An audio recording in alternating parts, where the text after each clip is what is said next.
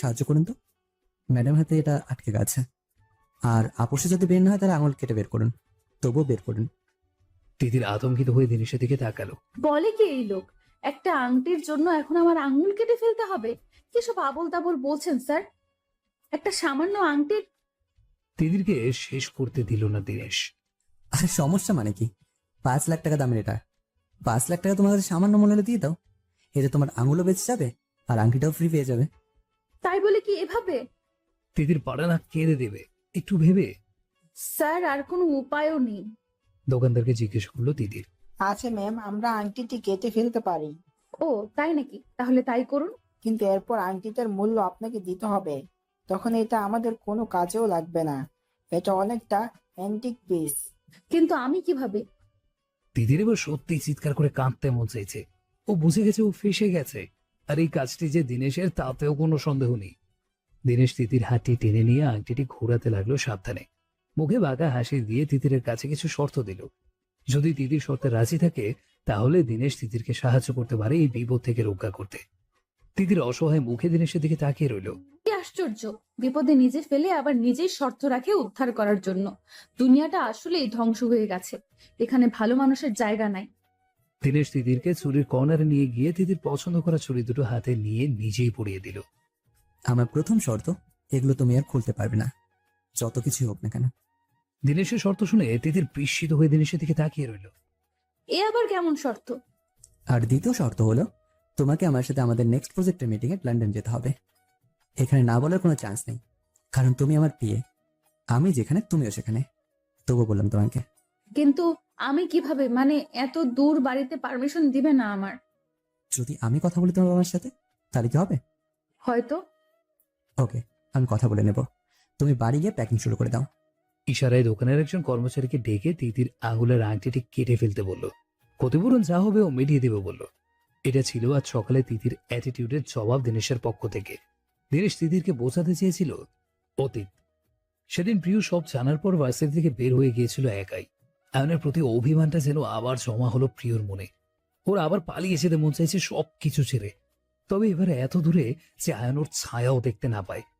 এসব ভাবতে ভাবতে প্রিয় এলোমেলো পা ফেলে হেঁটে চলছিল, কিন্তু কোথায় যাচ্ছে জানে না। তখনই রাস্তায় পড়ে থাকা একটা ইটের সাথে পা রেখে প্রিয় পড়ে যেতে নেয়, কিন্তু ঠিক সেই সময়ই নিজেকে সামলে ফেলে, তবে যা ক্ষতি হবার হয়ে যায়। প্রিয় পায়ে প্রচন্ড ব্যথা পেয়ে নখ উঠে যায়, আর পা থেকে রক্ত বের হতে থাকে। ঠিক সেই সময় রোহান ওদিক দিয়ে গাড়ি নিয়ে যাচ্ছিল। ওর গানের একটা অডিশন ছিল আজ। রাস্তার সাইডে প্রিয়কে পা ধরে বসে থাকতে দেখে দ্রুত গাড়ি থামায়। সামনে গিয়ে দেখে সত্যি এটা প্রিয়। রোহানকে দেখে প্রিয়র মেজাজটা যেন আরো একটু বিগড়ে গেল। আয়ন হোক বা রোহান সব এক, এরা শুধু ধোঁকা দিতে জানে আর পারে মন নিয়ে খেলা করতে। প্রিয় চট করে রুমালটা খুলে ছুঁড়ে ফেলে দিয়ে উঠে দাঁড়ালো। রোহানকে না দেখার ভান করেই খুঁড়িয়ে খুঁড়িয়ে সামনে থেকে এগিয়ে যেতে লাগলো। রোহান বুঝতে পারছে কিছু একটা হয়েছে, যা প্রিয়র উদাসীন মুখটা দেখেই বোঝা যাচ্ছে। তা না হলে প্রিয় এখানে একা এই রাস্তায় কি করে? যতটুকু জানে প্রিয়র সাথে একজন গার্ড থাকার কথা। রোহানও অগোচরে প্রিয়র অনেক খোঁজ খবর নিয়ে রেখেছে। রোহান ভাবলো প্রিয়কে এখন আটকানো দরকার, তাই পেছন থেকেই প্রিয়কে উদ্দেশ্য করে বলল, আমি জানি আমি তোমাকে কষ্ট দিয়েছি প্রিয়, কিন্তু এক সময় আমরা ভালো বন্ধু ছিলাম। প্রিয় থেমে যায়, কিন্তু পেছনে তাকায় না। তাই রোহান গিয়ে প্রিয়র সামনে দাঁড়ায়। আমি তোমাকে কষ্ট দিয়েছি সত্যি, কিন্তু কখনো তোমার ক্ষতি চাইনি, এটা তুমিও জানো। কখনো নিজের সীমা অতিক্রম করিনি। শুধু একটা ভুল করেছি, যা শুধরানোর সুযোগও পাইনি। আমরা আগের কিছু ঠিক করতে পারবো না জানি, তবে বর্তমানে নিজেদের স্বাভাবিক করতে আমরা আমরা কি অতীতটা ভুলতে পারি না? অতীতে কি ছিলাম বলে বন্ধুত্বের সম্পর্কটাই মনে রাখি কেবল, তাহলে দুজনেরই চলতে সুবিধা হবে। প্রিয় রোহানের বাড়ির ড্রয়িং রুমের সোফায় বসে আছে। প্রিয় সবকিছু ভুলে রোহানকে একবার সুযোগ দিল, বন্ধুত্বের হাতটি গ্রহণ করে নিল। আয়নকে মাফ করতে বলে রোহান কেন নয়? আয়ন তো বড় বড় আঘাত করেছে, সেই তুলনায় রোহান তো কিছুই করেনি। রোহান প্রিয়কে নিয়ে হসপিটালে যেতে চেয়েছিল, কিন্তু প্রিয় যেতে রাজি হয়নি, কারণ রোহান একজন সেলিব্রিটি। আর প্রিয় কেউ কেউ চিনতে পারলে মিডিয়া ব্যাপারটা আরো তেল মশলা মিক্স করে পরিবেশ করবে, এতে পরিস্থিতি আরো বাজে হবে। কিন্তু প্রিয় এটাও বুঝতে পারছে ও রোহানের বাসায় আসা হয়তো উচিত হয়নি। আয়ন জানতে পারলে না জানি কি করবে। প্রিয় সোফায় বসে বসে যখন চিন্তায় মগ্ন, তখনই ঘরের মেইন দরজা খুলে ভেতরে কেউ প্রবেশ করলো। প্রিয় মাথাটা তুলে তাকিয়ে দেখে সামনে আয়ন দাঁড়িয়ে আছে, চোখ মুখ রাগে কেমন রক্তবর্ণ হয়ে আছে। প্রিয় জানতো এমনই হবে, কিন্তু আয়ন যে সশরীরে এখানেই ঢুকে পড়বে তা ভাবতে পারেনি। তাও আবার এত তাড়াতাড়ি। প্রিয়র মাথায় আসে না আয়ন জানলো কি করে প্রিয় যে এইখানে। আয়ন কিছু না বলে প্রিয়র হাতটি ধরে টান দিয়ে দাঁড় করাতে নিলে প্রিয় ব্যথায় আহ করে শব্দ করে ওঠে। আয়ন কিছু বলার আগেই রোহন হন্তদন্ত হয়ে ব্যালকনি থেকে রুমে এসেই জিজ্ঞাসা করতে যাবে কি হয়েছে, কিন্তু আয়নকে এখানে দেখে থেমে যায়। প্রিয়র ব্যথিত মুখটা দেখে আয়ন বুঝতে পারে কোনো একটা সমস্যা হয়েছে। তাই সব চিন্তা বাদ দিয়ে আয়ন প্রিয়র পায়ের সামনে বসে পড়ে, আর প্রিয়র ডান পায়ে কিছুক্ষণ আগে করা ব্যান্ডেজটা খুলে ফেলে। রোহান আয়নের হেন কাণ্ডে অবাক না হয়ে পারছে না, তাই বারবার মানাও করছে, কিন্তু আয়ন শুনল না। বরং কি হয়েছে নিজের চোখে দেখে প্রিয়কে প্রশ্ন করে কিভাবে হলো। প্রিয় মুখটা অন্যদিকে ঘুরিয়ে বলল, পরে গিয়ে ব্যথা পেয়েছি। আয়ন নিজেকে কন্ট্রোল করে মুখ দিয়ে একটু জোরে শ্বাস ছাড়ে। ওর এখন মন চাইছে প্রিয়কে ঠাস ঠাস করে কয়েকটা লাগিয়ে দিতে, কিন্তু আয়ন তো পারবে না। এই মেয়েটিকে মেরে নিজেও যে শাস্তি পায় না। তাই আয়ন আবার দাঁড়িয়ে প্রিয়কে সাবধানে ওঠানোর চেষ্টা করলো, কিন্তু রোহান এসে বাধা দেয়। আয়ন ছেলে এবার রকমবিহীন পগলা ঘোড়ার মতো খেপে গেল, যাকে কন্ট্রোল করা খুবই মুশকিল, যে কেবল নিজের দাবটেই চলে। কেউ তাকে কন্ট্রোল করুক একদম পছন্দ না তার। তাই আয়ন গিয়ে সোজা রোহানের কলার চেপে ধরলো, দাঁতে দাঁত চেপে বলতে লাগলো, লিসেন মিস্টার রোহান, আমি আগেও বলেছি প্রিয়র থেকে দূরে থাকো। ওর আশেপাশে যাতে তোমায় না দেখি। আই প্রমিস, তুমি আবার আমাদের জীবনে নাক গলাবে না, তোমার নাকও থাকবে না, আর তুমিও। রোহান ভয় না পেলেও প্রিয় ভয় পেয়ে যায়, কারণ রোহান ঠিক করে আয়নকে চেনে না। কিন্তু প্রিয় তো জানে, যেখানে প্রিয়র কথা ওঠে সেইখানে এই লোক হিংস্র পশুর মতো ব্যবহার করে। প্রিয় দাঁড়াতে পারছে না, তাই বসে আয়নের শার্টটি খামচে ধরে নিজে দিকে টানতে লাগলো। অয়ন প্লিজ, রোহানকে ছাড়ুন, ওর কোনো দোষ নেই, আমি নিজেই এখানে এসেছি। কথাটি বলে প্রিয় কতটা ভুল করেছে তাই এখন বুঝতে পারছে। রোহানকে ছেড়ে আয়ন প্রিয়র দিকে এমন ভাবে তাকালো, মনে হয় এখনই প্রিয়কে তুলে আছাড় মারবে আয়ন। ভয়ে প্রিয় মাথাটা নিচু করে ইনিয়ে বিনিয়ে বলতে লাগলো, আমি ব্যথা পেয়ে রাস্তায় বসেছিলাম, রোহান কেবল আমাকে সাহায্য করেছে। হসপিটালে না গিয়ে তোকে নিজের বাসায় কেন এনেছে? হ্যাঁ, আয়ন কিছুটা চিৎকার করে। আয়নের চিৎকারে প্রিয় কেঁপে উঠলো, শুকনো ঠোঁট দুটো চিৎ দিয়ে ভিজিয়ে নিয়ে আবারও বলল, রোহান একজন সেলিব্রিটি, ওর সাথে আমাকে কেউ দেখলে আর সেলফি তুলে ফেললে সেটা ভাইরাল হতে সময় লাগতো না, তাই। প্রিয় আর কিছু বলার আগে আয়নের উপর ঝুঁকে ওর বাহু দুটো ধরে বলল, আর যদি তোদের দুজনকে একসাথে এই বাড়িতে কেউ দেখতে পারতো বা জানতে পারতো, তখন কি টাইটেল দিতে জানিস? আমি মুখে উচ্চারণ করতে বলতে পারবো না, কারণ আমি কিছু বললি তো খারাপ। আর তুই তো আবার 2 লাইন বেশি বুঝিস, তাহলে বুঝে নে। কথায় আছে না, ন্যাড়া বেলতলাতে একবারই যায়, কিন্তু তুই তুই তো ওয়ান পিস। সেদে সেদে নিজের বিপদটা নিজেই টেনে আনিস। একবার নিজের এমএমএস বানিয়ে শখ মেটে দিতে, তাই না? তাই তো এখানে ফিল্ম বানাতে এসেছিস। আয়নের আবার সেই বেসামাল কথা প্রিয় রাগটা যেন আরো বাড়িয়ে দিল। প্রিয় নিজের মনের মাঝে যখনই আয়নকে নিয়ে একটু সুপ্ত আশায় বুক বাঁধে, তখনই আয়ন আবার যেন সবকিছু লন্ডভন্ড করে আগের মতো করে দেয়। প্রিয় আর নিজেকে সামলাতে পারল না, রাগে চোটে আয়নকে নিচে থেকে ধাক্কা দিয়ে সরিয়ে দিল, আর চিৎকার করে বলতে লাগলো, হ্যাঁ, করতে এসেছি, কোনো সমস্যা? আয়ন দাঁতে দাঁত চেপে কথাটা জাস্ট হজম করলো। এই মুহূর্তে রোহানের সামনে আর কোনো সিন ক্রিয়েট করতে চায় না ও। বাকি কথা সব পরে হবে, তাই নিজেকে কন্ট্রোল করে হঠাৎই প্রিয়কে কোলে তুলে নিয়ে হাঁটা ধরলো। রোহান বাধা দিতে চাইলে আয়নের গার্ডরা রোহানকে আটকে ফেলে।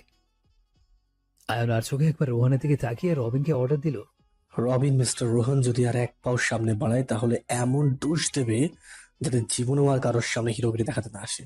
আর আমার আবেগকে যাতে ওনাকে না দেখি, ঠিক আছে? ভালো করে বুঝিয়ে দেবে কথাটা।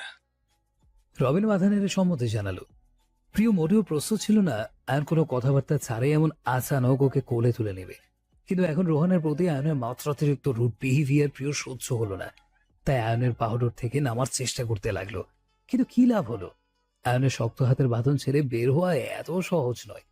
রাগে কিছুক্ষণ চেঁচামেচিও করলো আয়নের সাথে, কিন্তু আয়নের নীরব ভূমিকা প্রিয়কে জানিয়ে দিল আয়নের কর্ণপথে এসব ঢুকছে না।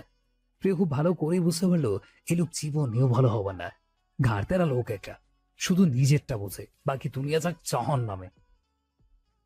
আয়ন প্রিয়কে সেই বাড়িতে নিয়ে এলো যেখানে ওদের বিয়ে হয়েছিল। প্রিয় কিছুতেই নূর ভিলায় যেতে রাজি না। আয়ন বুঝতে পারছে কিছু একটা গন্ডগোল তো হয়েছে, তা না হলে প্রিয় এমন আচরণ করার কথা না। তাছাড়া কি কারণে প্রিয় গার্ড থেকে লুকিয়ে ভার্সিটির পেছনে গেট দিয়ে বের হয়েছে তাও তো জানতে হবে। কিন্তু আয়ন চায় না বাড়িতে কেউ কিচ্ছু জানুক। ওদের ঝগড়া মান অভিমান কাউকে জানাতে আগ্রহ না আয়নে।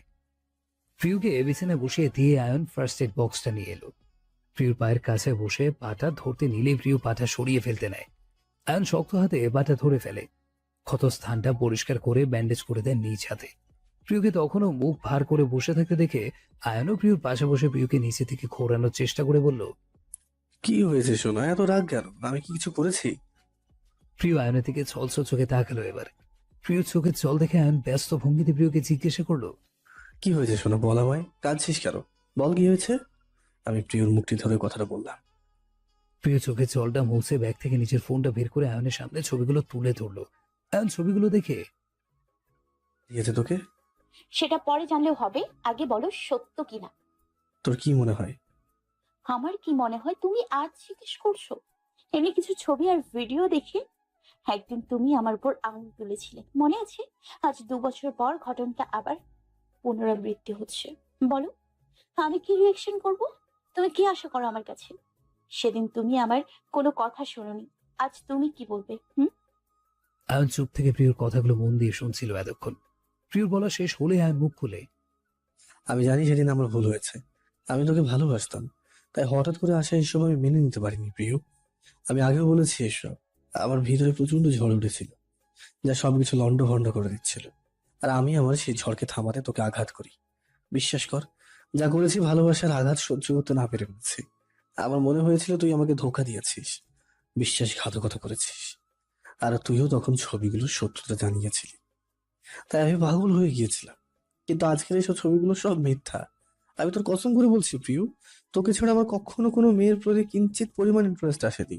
বিশ্বাস করো শোনা। ঠিক আছে, আমি মানলাম, তোমার সব কথা আমি বিশ্বাসও করলাম। এখন এটা বলো, তুমি আমার সাথে এত বড় নাটক কিভাবে করলে? ভালোবাসো আমায়, তাই না? তাহলে রুচিতে পারলো না কেন এসব করতে? কি করেছি আমি? আয়ন কিছুটা অবাক হয়। ও, তুমি স্বীকার করবে না তাই তো? তোমার তো আবার প্রমাণ দরকার। Wait wait. প্রিয়র ফোনে আজ সকালে আসা অডিওটি অন করলো। অডিওটি শুনে আয়ন বুঝে গেছে কেউ খুব চালাকির সাথে এসব করছে, এখান থেকে বের হবার পথ খোলা রাখেনি। কিন্তু আয়নের টেনশন হচ্ছে ওর অবুঝ বউকে কিভাবে বোঝাবে এসব কেন করছে। বোঝালেও কি বুঝবে? আয়ন একটা দীর্ঘ শ্বাস ছেড়ে প্রিয়র সামনে হাঁটু গেড়ে বসে প্রিয়র হাত দুটো নিজের মুঠ হতে নিল। প্রিয়র দিকে তাকিয়ে বুঝতে পারলো প্রিয় আয়নের উত্তরের আশা করছে। আয়নও আজ আর কোনো ভনিতা ছাড়া সব স্বীকার করে নিল। হ্যাঁ, আমি মানছি আমি এসব প্ল্যানিং করে করেছি। আর ভিনে সেদিন কিছু হয়নি। আমি ডাক্তারকে বলে তোকে মিথ্যা বলিয়েছিলাম, যাতে তুই আমার কাছে আসতে বাধ্য হোস। আমি জানতাম এই শহরে আমি ছাড়া তোর কোনো গতি নেই, তাই বিপদে পড়লে তুই সবার আগে আমাকেই স্মরণ করবি। বলতে পারি সেটা আমার বিশ্বাস ছিল, আর তাই হয়েছিল। তুই নিজে থেকে আমার কাছে এসেছিলি। প্রিয় আয়নের কথাগুলো শুনে চোখের জলগুলো আর ধরে রাখতে পারলো না, এবার ছেড়েই দিল। আয়নের হাতের মাঝে রাখা নিজের হাতটি ছুটিয়ে নিতে চাইল, কিন্তু আয়ন আরো শক্ত করে ধরে ফেললো। তাই প্রিয় নিরাশ হয়ে আয়ন থেকে ছুটার আশাও ছেড়ে দিল। আয়নের কথা শেষ হয়নি এখনো, তাই আবারও বলা শুরু করলো। তুই 2 বছর আমার থেকে দূরে ছিলি। এই 2 বছরে আমার ভিতরে কষ্টের সাথে একটা চাপা রাগও জন্ম হয়েছিল। জেদ হতে লাগলো তোকে নিজের কাছে নিয়ে আসার। তবে সোজা ভাবে না, একটু বাঁকা ভাবে, যাতে তুই বুঝতে পারিস আমি কতটা কষ্ট পেয়েছিলাম। তুই সেদিন যখন বলেছিলি না তোর অন্য ছেলেদের সাথে গভীর সম্পর্ক ছিল, তাই তোকে বোঝাতে চেয়েছিলাম গভীর সম্পর্ক কাকে বলে। আর মনে একটা আশাও ছিল, তাই ওদের চাইলেও আমার কাছ থেকে দূরে যেতে পারবি না। আমি তোর যাওয়ার সব রাস্তা বন্ধ করে দিতে চেয়েছিলাম, তোকে এইভাবে নিজের আপন করে নিয়ে। প্রিয় রগে কট মরিয়ে এবার আয়নের দিকে তাকালো। তুমি কি জানো তুমি একটা জঘন্য মানুষ? আমার লাইফের সব থেকে প্যারা তুমি। কেন এসছো আমার জীবনে? আমাকে জ্বালানো ছাড়া আর কোনো কাজ নেই তোমার? কি মজা পাও আমার সাথে এমন করে? আবার বলো আমাকে ভালোবাসো। এটাকে ভালোবাসা বলে না, এটা তোমার জিদ। আমি কেন তোমাকে ছেড়ে চলে গেলাম? তোমার ইগো হার্ট হয়েছে, আর তারই বদলা আমার থেকে নিয়েছো। আর এখন এসবকে ভালোবাসার নাম দিচ্ছ।